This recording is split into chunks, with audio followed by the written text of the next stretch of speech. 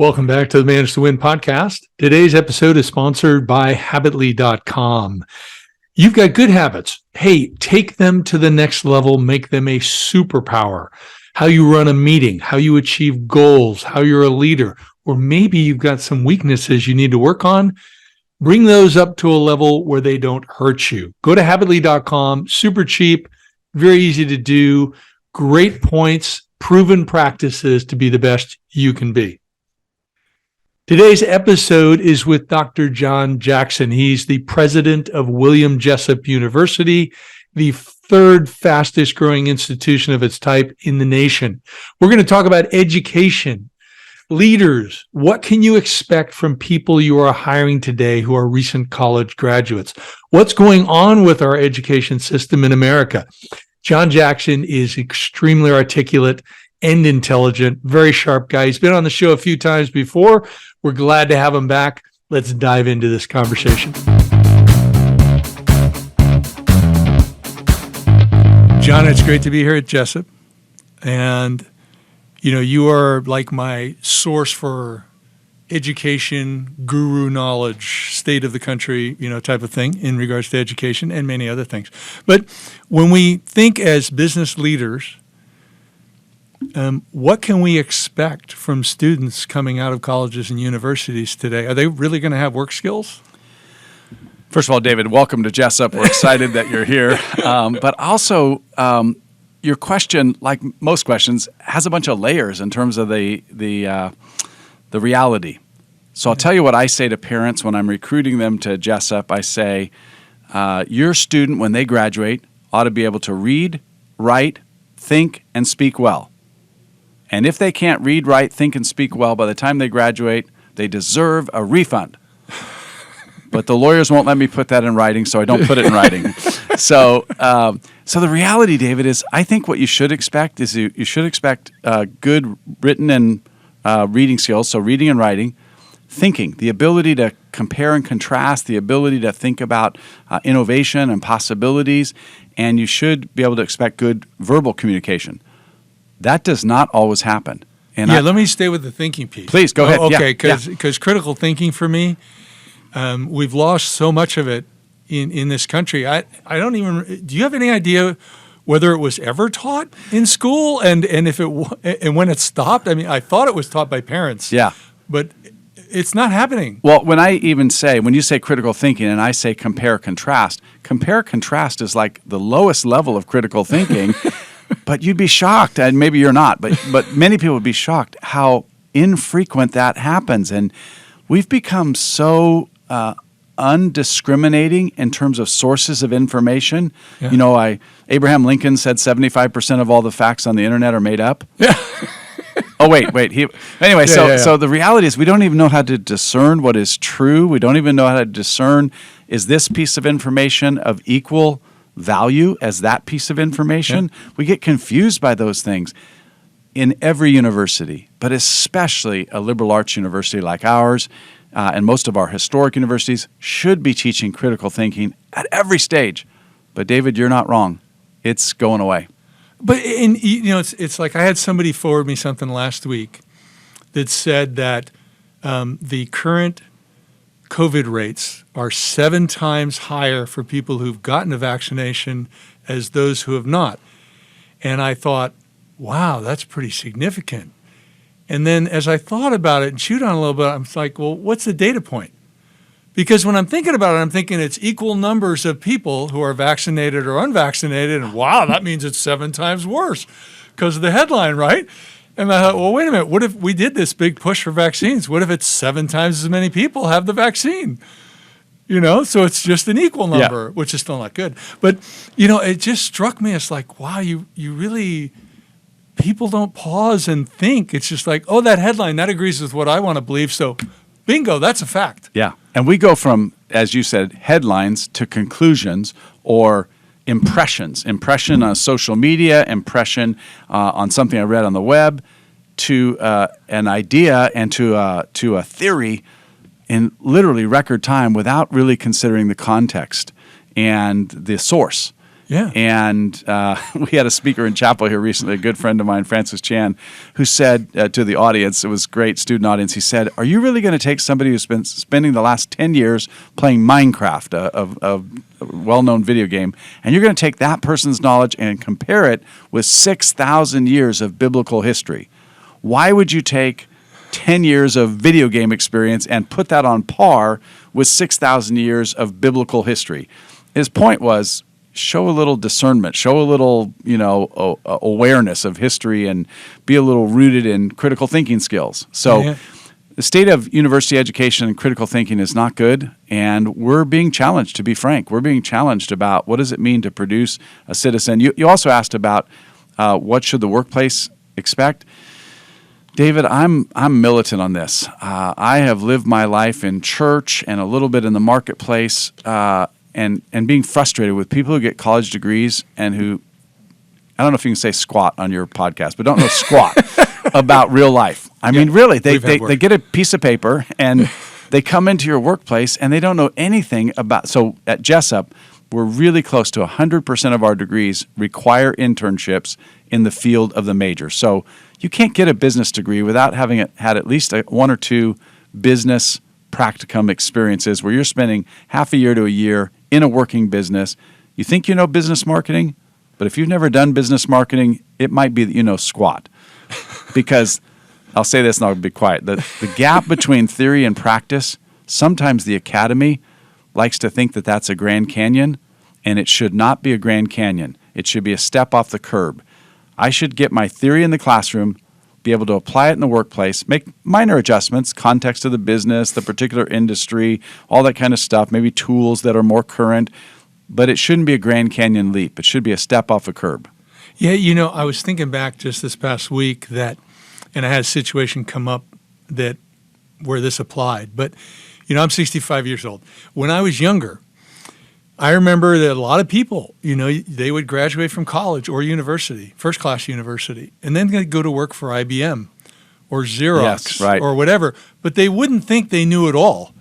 And they were immediately going to be promoted, and they knew everything, and they were going to show their bosses what to do. They knew that they were going there to be trained. And it was not 6 months or a year, and I got it down. But they were like, I'm going to put in like 5 years, maybe 10, Xerox, IBM, and then I'm really going to be able to go do whatever their dream was. And that's not what we're getting today. Well, to be frank, and this is, if you're a millennial in the audience and you're listening to this, you're a little frustrated right now, because the knock against millennials is, hey, I did my time, which was 3 months, and how come I'm not vice president, And I want to know why after 2 years I don't own the place. And as you're saying, a different generation, and by the way, your generation, you're the top or the middle of the boomer generation. Generation before you, the builder generation, expected to work 30 years to Xerox and IBM, retire with a gold watch and a good pension, and they didn't ever really expect to be the regional vice president or the general manager. You expected, do 10 years, then I get to go do my dream. Millennials expect 3 months and then go do my dream. It is a different worldview, but I think a lot of millennials are starting to find out entrepreneurship is, by the way, big with a lot of millennials, because they're saying, no, I don't want to spend my time in the grind. I want to go invent it on my own. That's right. So where can we, there's so many areas we can go with education. Let me stay with the critical thinking for a moment. Okay. So you probably know who, because you're a leadership expert, but I don't know who said it, but great leaders ask questions. That's good. And a basic of critical thinking is that piece of asking questions and peeling back the layer of the onion type of thing. Now, it sounds like at Jessup, you're helping your students understand that and getting some practical knowledge or experience in how to do that. Am I correct? And if so, how? Yeah. So let me not be too simplistic, but give some historical context. So Socrates, well, you've probably heard of the Socratic method. Socrates said the best learning happens by discovery, and best discovery happens by asking questions. And then we've varied it many times through history and different leadership facets. So at Jessup, like many other great schools, we say this: we don't want to teach you what to think, we want to teach you how to think. Yeah. Now, I want to give a caution here. Teaching somebody how to think doesn't mean there's no content to the truth. In other words, sometimes people say, well, if I learn how to think, then I can think whatever. Well, actually, we believe in absolute truth here. We do think 1 + 1 = 2, and 2 + 2 = 4. There are absolutes. There are mathematical equations. There are absolute truths in the world. But when we teach you how to think, we teach you how to ask questions, how to get answers, how to discover learning. And as you do that, then you can apply that in a variety of different contexts. You know this from all the businesses that you work with. There are some principles that are the same in every business, but there are other aspects of every business that are a little bit different. And if you don't learn what's the little bit different part of every individual business, you can't just take those principles and use them as a sledgehammer and put them into practice. You've got to understand the people, the context, some of those things. But the things that you know for sure, those apply across all businesses. And you just have to figure out how to it's not relative, but how to customize them to that particular setting. Well, it sounds like that leaders need to be prepared these days to teach their new hires. And by the way, it may not be just recent college graduates. That's right. It might be people in their 30s, 40s, That's or right. even older. You know, how to do this method of how to ask questions. And I'm adding to what you Right. said, but then do data checks. Yes. You know, is this a fact check? And if I'm fact checking against a survey, well, who did the survey? What was the sampling like? You know, and, you know, even that thing I brought up on the COVID stuff, well, you know, even if you have numbers from hospitals that 70%, I'm just making this up. Yeah, sure. 70% are vaccinated, 30% are not. Well, what about the people who didn't go to the hospital but got COVID? Right. You know, so they don't have those numbers. And what's your estimate on that? And where did you get that from? I mean, it takes some work. It does. And given my survey background when I did my advanced work, what's the sample size? It's pretty easy on a sample size of 10 to make some wild projections, but whether that sample size of 10 applies to 100 or 1,000 or a million, it's just hard to know. I really think that you said a good word there too. People in business need to know that new employees, whether they're college graduates coming from another industry or coming up from within your industry, every employee needs some training. That's an area where I'll say here as an employer at Jessup, we regularly struggle with.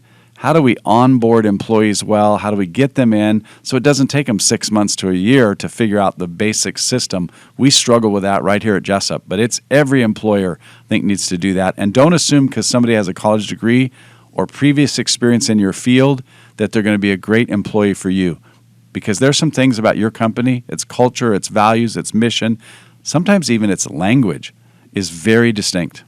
Yeah, and so the training that I run into with my clients is, you know, one piece is, well, actually, before they even make the hiring decision, I say number one thing you got to do, it's not the only thing, but number one thing you have to do is you have to test drive the person for their sake. Yeah. Not just for your sake, but for their sake. So you need to give them some real work to do, not something they can do necessarily on their own where they might get help from somebody else. Bring them into your office, bring them wherever, and do some work side by side with people so you can see. How do they work through things? How efficient are they? How well do they communicate with with their peers, with clients? How well do they research? Give them something impossible to do.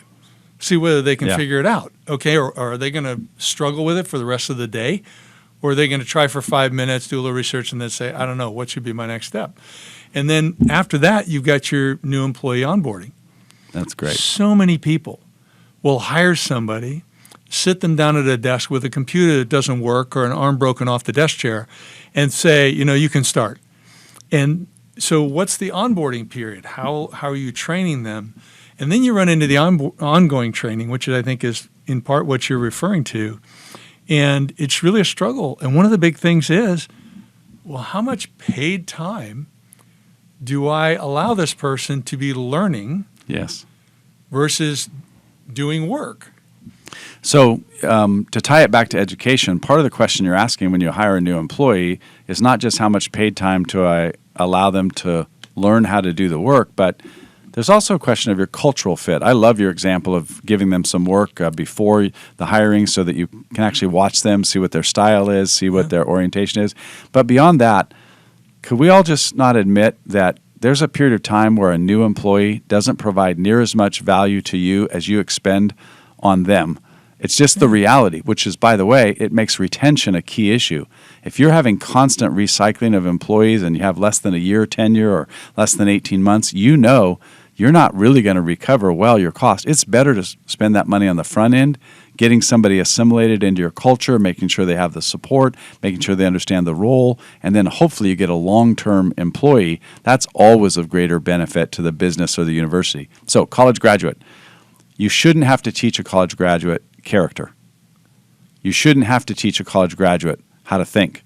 You shouldn't have to teach a college graduate the specifics of the technical realities of your field if they have a degree in that field. What you should have to teach a college graduate coming to work at your business is what's the specifics of your business, what's the differentiator from your business from others in your field, and then specifically what's their assignment and how does their assignment, their job, connect with other parts of the company. I just finished a conversation with our marketing director at Jessup, and 2/3 of the conversation was the relationship of marketing to every other aspect of the university. That constantly needs fine-tuning, adjustment. How does your role, whether it's a technical role or a broad generalist role or a specialist assignment, how does that role connect with the other parts of your entity? That's a critical thing, and you've got to spend training time on that, college graduate or not. Yeah, and I think this ongoing training piece, it's just a real challenge. Yeah. And you have crazy things going, and I don't understand what's going on with the economy where you have so many people, like the restaurant industry is just can't find enough people now. Yeah. And where'd they all go? So, have they all gone to white collar or some other job, or they just don't like the restaurant industry anymore, whereas it thrived for so long? It's just crazy. But then you also have this thing that's gotten more and more prevalent, which has been building for decades. But this instant gratification versus I realize I have to put in some time to learn, to grow, to serve before I get to go off on my own. Or I worked with a client just this past week. Had a young guy, superstar, got offered a job, type of thing, really wasn't being engaged as much as he wanted. And so he's like, yeah, I'm going to leave, take this other job. And then they realized, whoa, they did a little backpedal. Oh, wait a minute, we need to engage with you more. Here's what we can do for you. And the guy chose to stay, which was great. But people get so busy running their business, and then they're real careful on, well, does that educational time that I give to that employee actually give me a payback? Or like you brought up, am I really training them to go somewhere else? Yes. That's a big challenge for us in the university, and I'll just make a couple comments. I have said this before, David, out loud. I probably shouldn't, but I've come to people at Jessup and I've said, you're in one of the worst industries in the entire U.S. economy. Higher ed is in a really challenging place. K-12 education is a disaster, to be frank. And the industry itself is in great turmoil. If you look at the amount of college debt, $1.6, $1.7 trillion. This is before any government action. $1.6, $1.7 trillion of debt. If you look at earnings, a college student is supposed to earn about $1 million more than a non-college graduate over the course of their life. But some people are questioning that statistic, so they're wondering about what's the real value of college graduation. But here's another thing I'll tell you about the educational space. If you spend that time on employee retention and you invest, and then what you've really done is train them to take their next job, that's a very challenging thing to make you believe, like, well, what's my option? Do I not train the people? You've got to provide upward mobility opportunities for that millennial, and Gen Z's coming next. And I promise you that Gen Z does not have lower sights than millennials. Gen Z, I say this, David, again, maybe I'm being a little bit impolitic. COVID was a revealer and it was an accelerator. Part of what COVID revealed was that if the government can really print that much money and send out that large of checks for a long period of time, then I come to the place where I expect that. And we had a 2-year national disruption in our economy. I think that's why the service level jobs are being most challenged. But when we're recording this, David, you've seen recently, last week or so, I think if I'm not mistaken, Intel, Amazon, and Meta, which is Facebook, have all announced very substantial freezes or layoffs in what are now white-collar, and Twitter also, white-collar jobs. We're going to be in an economic disruption I think, for a period of time now as people readjust, because people got what COVID revealed was that for a lot of people, a low-level, minimal subsistence kind of life is actually okay. If I can get government assistance, a form of universal basic income, I'm okay. I'm happy. So I know that's impolitic, but no. I think it perfectly makes sense, and I think it's consistent with the welfare state. Yeah.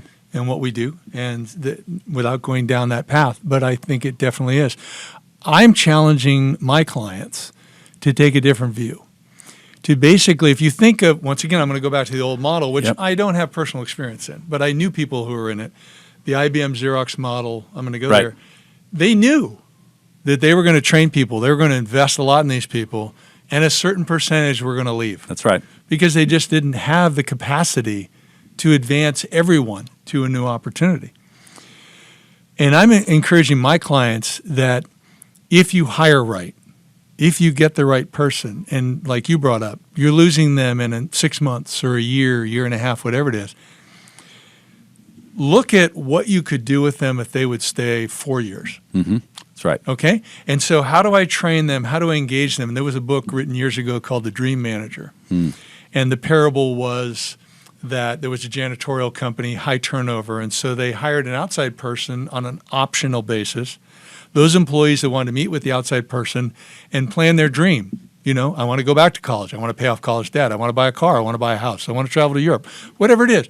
But they would help them achieve that dream. And by doing that, they achieve this massive uptick, increase in employee engagement. And so I'm teaching my clients now, why don't you not fight that tide and instead embrace it? Can I tell you just a personal story here at Jessup? I've always believed in employee development, and we're so grateful that we have employees that have been with us 5 years, 10 years, some of them 20, and a couple over 30 years. So that's exciting. Yeah. But we also have employees who come to work here for a couple years, and then they leave. I think there's 5 librarians who've left Jessup and gone to other libraries in the region, and we've now staffed the libraries of 5 municipalities. We actually have a number of other people who get to a director level, and then they don't have the ability to immediately be promoted up here at Jessup, so they leave Jessup and go somewhere else. At first, David, I was so frustrated with that. I came out of a church model where once you get hired, unless there's immorality or something else, then you're going to stay there and you're part of the family. Well, what's happened here is I've begun to understand part of our job as a university is not only to educate college students, but in our workforce, we provide excellent training. And part of what happens when people do leave here after 2 years, 3 years, 4 years, and they go to work for a much higher capacity job somewhere else, is it actually builds the reputation of our college. Yeah. Now, if you look in a for-profit model, gosh, if I lose a director and they go from my company to another company and they get a 20, 30, 40% increase in pay, how's that good for me? Maybe that's not good for you, but if they've stayed 4 years, you've probably reaped very substantial benefit from them. You've sowed into their life. Hopefully they had a great experience with you, and they'll speak well of you in the industry. Exactly. It's some of the best PR you can get. Yeah. What's the value of that? What's the value of good PR from a former employee who says, I had a great experience there. They really helped me grow. Never would be where I am in my career today if I didn't have those. That's unpaid positive press. Yeah. And I really think it is treating the people the way we want to be treated. That's right. And the way they want to be treated. It kind of hits the golden rule and the platinum rule, where you're really helping them, and it's just like cheer them on. That's good. I David. want them to be candid with me. I want them to be transparent. There's a lot of, transparency in numbers that some leaders are recommending. You share your numbers with your employees to a certain extent. I'd like to see the same transparency with my people. I just had a person that wants to go do their own thing. Okay. And I talked to them. I was just like, hey, I think that's great. But today you're going to make a lot of mistakes. Okay. So why don't you work with me? I'll work with you over the next 2 years, 4 years, whatever the time frame is. And we can have kind of quarterly objectives, and I'll mentor you, and you can try these things out. And when you want to leave, I'll cheer you on. I think that's great. But in the meantime, you'll really learn how to be your best, and you'll learn some things you don't know yet because you just haven't had the time. Yeah, that's good. So it's just it's an employee thing. Why fight the tide? because it's going to happen. So let me give you a unique value that we offer at Jessup for our students, but I think has direct application in the marketplace. What makes Jessup different than, let's go to Sac State. And Sac State's a local school, great school, a lot of wonderful things happen there, but it's 33,000. You're in big, huge rooms, etc. At Jessup, in a week of being here, a professor with a PhD or a few of them will know you by name. And the best thing that people say about coming to Jessup is, I have a relationship with my professors, and I have 3 to 5 really good friends. Now, how does that apply to the marketplace? I think Jessup at its best in college mentors students. The difference between a freshman and a senior at Jessup is noticeable and remarkable. You can see, and part of that's just natural growth, but it's also mentoring. So here's the application of the marketplace. If we can grow a freshman to a senior through a series of events and experiences and education and training to where when they're a senior, they're almost not recognizable from when they entered as a freshman, think about your business. You take a first-year employee, a second-year employee, a third-year employee, a fourth-year employee, if they're provided mentoring, training, cultivation, if they choose to leave you at the end of 4 years, they'll leave you with all those things we talked about, positive experience, there'll be great positive press, they'll have grown, developed. But I suspect if they stay with you, what you've done is you've invested for 4 years and you've created a superstar. You've created a solid rock. Yeah. So that mentoring and cultivation, you know this, 2 parts of HR. There's the HR, which is the regulatory part of HR, which is obscene, especially in the state of California. Yes, you heard me say it here. The state of California is obscene when it comes to HR laws. It's ridiculous. Yeah. But nonetheless, the regulatory part of compliance and all that, the part of HR that gets mismanaged or eliminated is the HRD, the development. What's happening? So I'm getting new experiences. I'm getting new opportunities. I'm getting to test out skills. I'm getting to work on projects. These are the things that in a business you have to be thinking for that year 2 employee, because the year 2 employee thinks differently than that year 1 employee.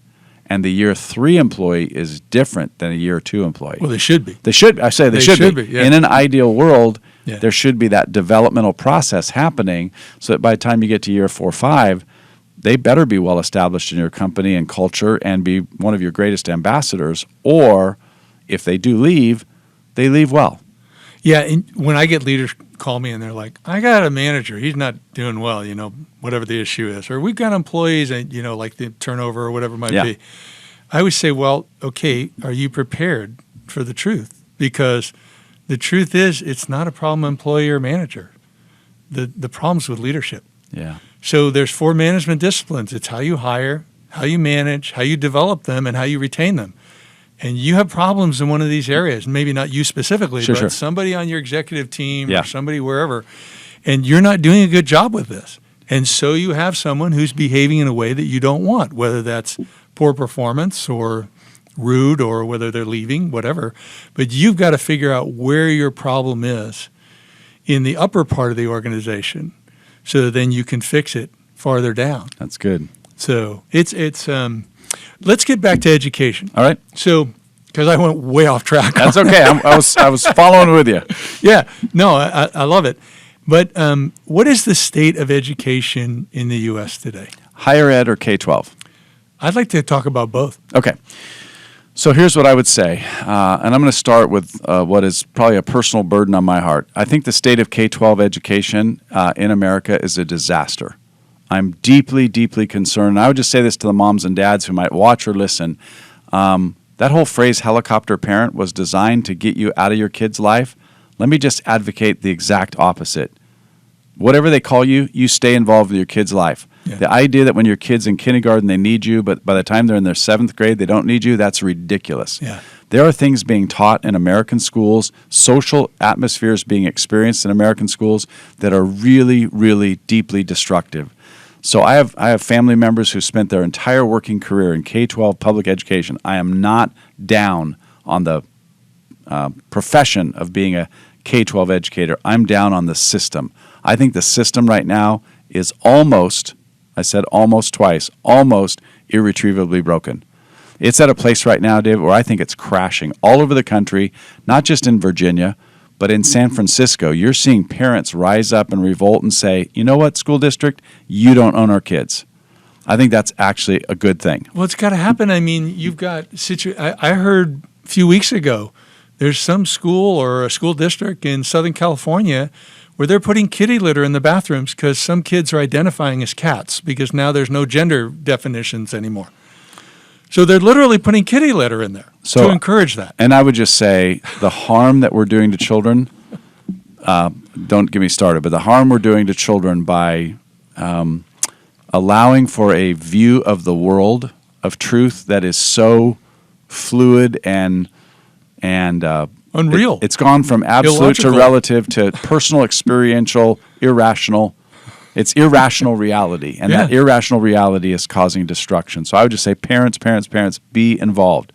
Now, is that public school, private school, charter school, homeschool? That's up to parents to navigate, but I'll just tell you there's great need, and I would say for teachers and administrators who have faith and teachers and administrators who have a passion for kids, putting kitty litter in the bathroom does not help anybody. It's actually very destructive, and it's a mental illness that needs to be addressed with compassion and love and care. But it's a mental illness. It's not an accommodation of somebody's reality. It's a mental illness, and it needs to be cared for. Now let me tell you about higher ed, because I have a few opinions there. I think higher ed costs too much. I think that, and I say this as a person who raises money for tuition every year, I think it costs too much. I think the value is increasingly questioned, and I think the debt is way too much. So I want to say this about the cost of higher ed.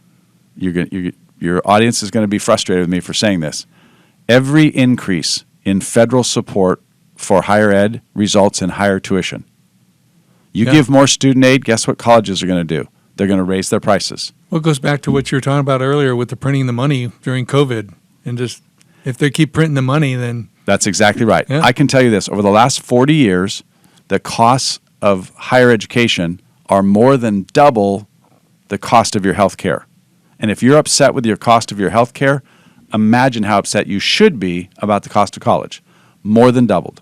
So whatever I have a chart that shows this, whatever the medical costs are, healthcare costs, higher ed is double that. It's insane. No basis in reality.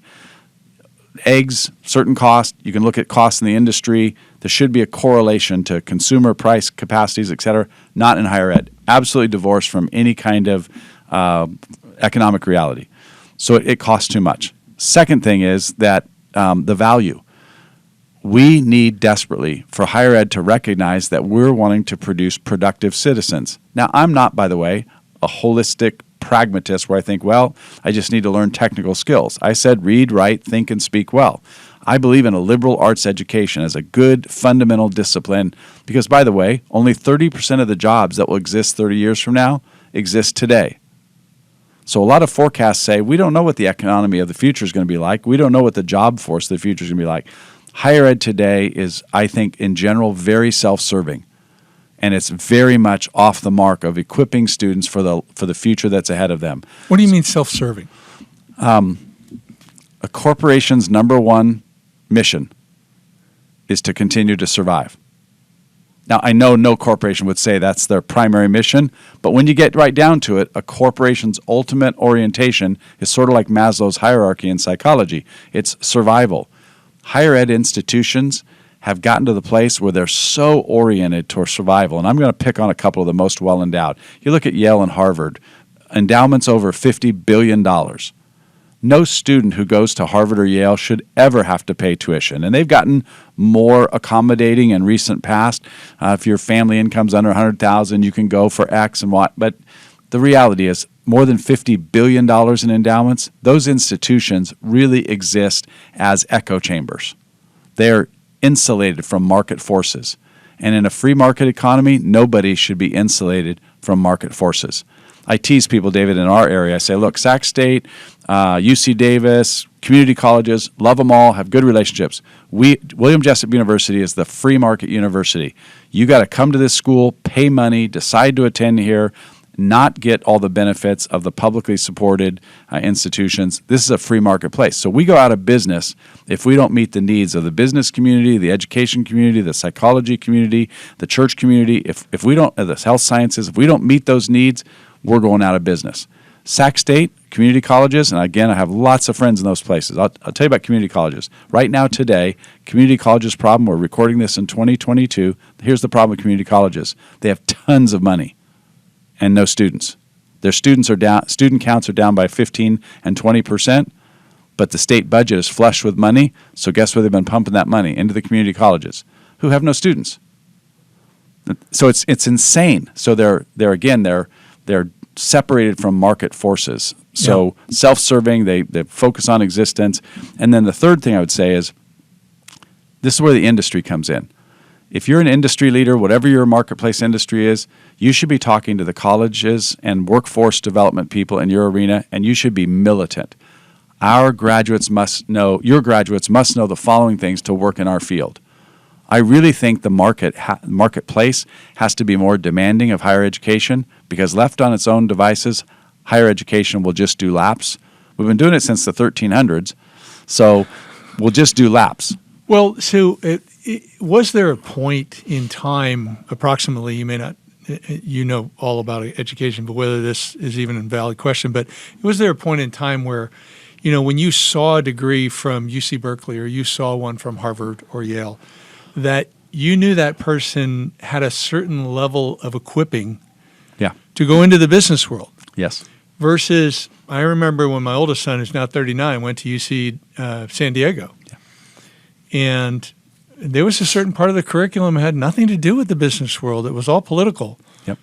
It was the early stages of woke. That's right. Basically. And it was required for at least a year, if not longer. And it is my impression correct or incorrect that there's, in these larger institutions, that a growing percentage of the curriculum really doesn't have any application in the business world? Well, if I could go back and trace a very quick history, late 1700s, German theologians started thinking a certain way. 1800s, social psychologists adopted German theology, and I'm not picking on Germany, I'm just saying that's where the theologians were. 1800s, social psychologists began picking up the effects of German psychology, and social radical reformists in the late 1800s picked that up and applied it to social development. So now fast forward. I think the majority of universities pre-Second World War and early post-Second World War resisted much of what I've just described. But in the 1950s and late 1950s, the social reformers made a conscious decision. We will go after the universities. Systematically, since the 1960s forward, the universities have trained the teachers and the universities have trained the leaders of the academy to ultimately provide what we now call wokeism, or what we would call kind of a deconstructionist social theory. The Marxist of the late 1800s, early 1900s, the Bolshevik Revolution in 1917 was actually preceded by some theology that started in the late 1700s, some social psychology that happened in the 1800s, and ultimately when we saw the Bolshevik Revolution in 1917, fast forward, a lot of people in the academy today would tell you straight up, and you'd be shocked by this, I am a communist. I am a Marxist. Or if they wouldn't say that out loud, you look at all their philosophical underpinnings and go, well, you're not wearing that label, but that is exactly who you are. And by the way, where were you trained? I was trained at Cal. I was trained at Harvard. I was trained at Yale. I was trained at one of these institutions. You can draw an absolute direct line. So I think what your son experienced probably in the 90s or 2000 was 40 years in the making. And it really went back 150 years before that. So, and I've heard that. I've also heard that another term that's used is progressivism. Yes. So progressivism, and I read 2 biographies on Teddy Roosevelt. Mm-hmm. I loved a lot of the stuff he did. But when I thought about it later and I learned a little bit more about this agenda of, politicians or judges doing what they felt was best versus by the Constitution. Yes. I was like, well, I love that Roosevelt signed off a bunch of land into a national park, but he didn't have the right to do that. Mm-hmm. And so, I love a lot of stuff the guy did, but, now I'm thinking about it, it's like, Well, that's what's got us in trouble right now. I mean, like Biden with the forgiveness of student debt. He doesn't, I'm not speaking politically. Constitutionally. I'm speaking constitutionally. A president doesn't have the right to do that. And wouldn't you say, whether you're R or D or none, the use of executive orders by any president is not a constitutional framework. The Constitution, the framers designed the Constitution so that the Congress is the one that makes laws, executive branch executes, and judicial branch arbitrates whether something is constitutional or not. It's pretty elegant but simple system designed to stay in relative osmosis. Yeah. So let me flip this a little bit, because right now it's like I'm against the progressives, I'm against all this stuff, blah, blah, blah. And to a certain extent, I really feel our only hope is to come together on common values, which and then really to return to the Constitution, because it was so brilliantly put together to put balance and protect against exactly what's happening now. But then you have a large number of people who believe there should be no National Department of Education. But if you don't have a National Department of Education, how do you teach civics and history truthfully? But then again, if you have it, will it be taught truthfully? What do you do with that? Yeah, so you're raising a big issue in education. I'll use something other than constitutional issues to illustrate, and I'll come back. If you look at a complete states' rights perspective, and you say it should be up to the states, we shouldn't have any National Department of Education, the challenge is then there are many states where the reading rates and where the access to education would just be horrid, and we had that before. On the other hand, the challenge with a national kind of progressive orientation is the perspective with which the national or progressive orientation is taught is so destructive to historic American values that we're seeing it right in front of our eyes being destroyed. Yeah. So my challenge is similar to yours. I don't want to see the balkanization of the United States. In other words, I don't want to see a modern civil war where we have red states and blue states and we have no national fabric. On the other hand, I don't want the national fabric to be woven by somebody who has a radically different agenda than the founders had. I want to see the founders' agenda be a nationwide movement. So I think, as you believe, we really need a national movement rooted in local communities. So I'll give you a number. I think it's about 3,000. There are 3,000 counties in the United States. About that, I may be off a little bit.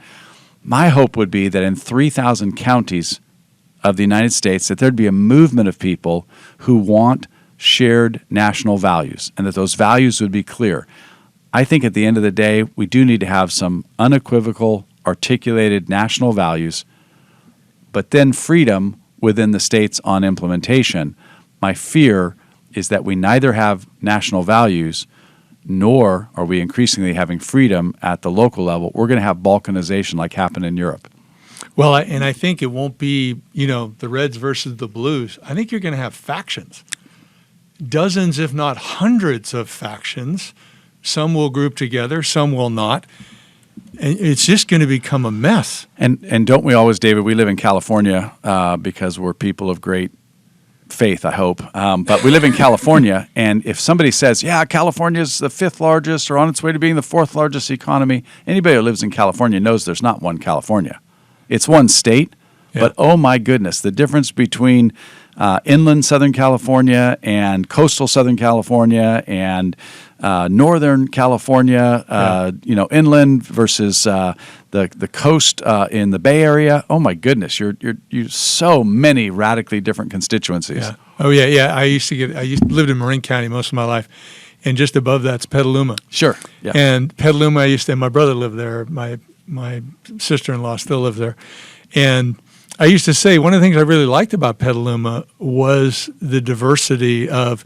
You had the farmers and the ranchers and the hippies, and and you had the conservatives and the liberals, and you had the homosexual community, and you had the religious community, and you had this tapestry really mix who seemed to live in community. Yeah, pretty well. Now I don't know how it is today, but. So back to education, we're talking leadership, and we brought up a lot of issues. Sure. And John, I could hang out with you all day. You never have enough time, but I really appreciate making the time today. Very kind. Thank you. if you were to leave our audience with a message as leaders, primarily we have entrepreneurial leaders, some corporate, some people that spill over into other communities, whether it's not-for-profit or education, whatever it might be. But when it comes to education, what should they expect from someone who has a college degree? Yeah. And if you have any input, kind of like what I was alluding to, do you have any tips for them on how to assess that when they're in the hiring process? Yep. So a couple things. First of all, thanks for letting me be on, and thanks for letting me speak to the audience. Number one, I think what I would say is don't assume. You assume somebody has a college degree and you think they probably read, write, think, and speak well. They should, but don't assume that.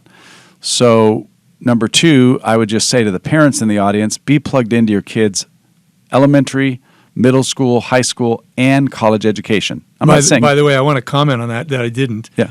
I went to UC Berkeley. Yeah. But my parents had been divorced. They were suffering from guilt from it, and they thought I knew much more than I did, which was a tragic thing. Right. So I had no involvement by my parents. I had no idea what classes I was signing up for. I lasted a quarter. Yeah, yeah. And it didn't hit me till I was 28 what I would have done in college. But it's always been a lifelong regret that I did not have the guidance. They were wonderful parents. Yeah. Wonderful, but they just didn't know. Yeah. And so I just say to parents, if you can be involved at every level of your children, I'm not saying be in a class with them. I'm not saying haranguing the teacher for the test, but I'm just saying, come on, be involved and be aware and ask them questions, help them. But you asked about assessment. I actually think a basic writing assignment. I think a basic, you had a customer call. A customer asked you these questions. What would you say? Yeah, scenario-based. Scenario-based, yeah. There's an old Office episode where you could play off of that. But just, thinking about scenario playing. And then the analytical skills is really important to me. Like that's the thinking skills. So helping people with not just the scenarios, but plausibility settings and what would you do if, and choosing between various options, doing those kind of things in conversations, super, super helpful.